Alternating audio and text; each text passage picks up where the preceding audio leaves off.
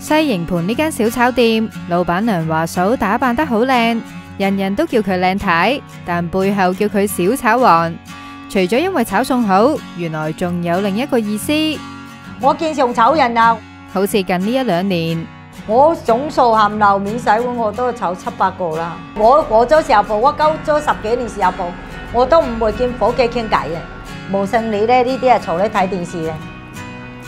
我行入嚟個個都起身走。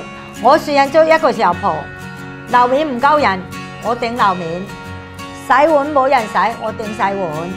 廚房師傅休息，一定係我頂啦嚇。我一個人萬零個喎，我乜嘢都做喎。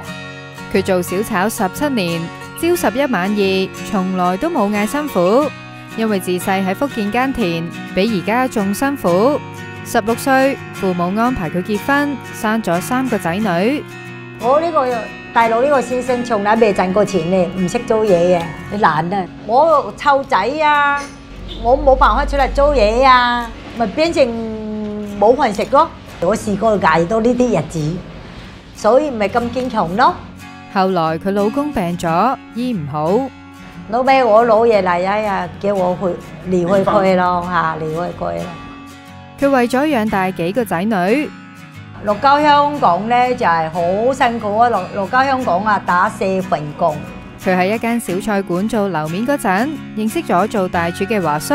佢就追求我咯。直至佢同華叔再婚，華嫂打工唔計較又落力。剪頭髮嘅呢個老細咧，就係咁辛苦喎。你老公都識咗廚房啦，點解唔自己開一間鋪頭啊？另外呢個咧，繪畫鋪呢個師傅咧，都係俾24萬接俾我。一個咧就係肉菜鋪，叫我一齊打工嘅，就係阿伯係連我做契女嘅。呢個咧就係俾17萬接俾我。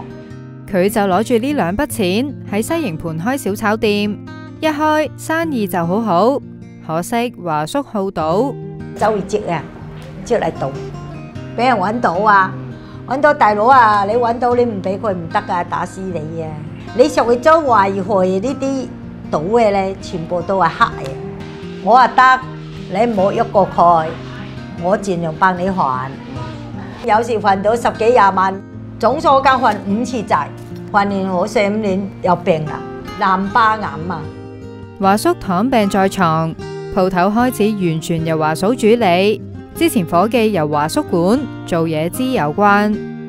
華叔管，叫呢啲人做吧，個個都唔聽你話。佢一上場，華叔啲親戚朋友都冇情講，我都冇面俾啊！因為咧，你做嘢還做嘢，唔好講係有人情嘅。廚師佢就連續炒咗3個。咪第一個咪遲到咯，遲過2個鐘，我企喺門頭等佢咯。第二個做多10日8日，又俾人哋借錢啊！我又冇得傾啦，冇得借俾你。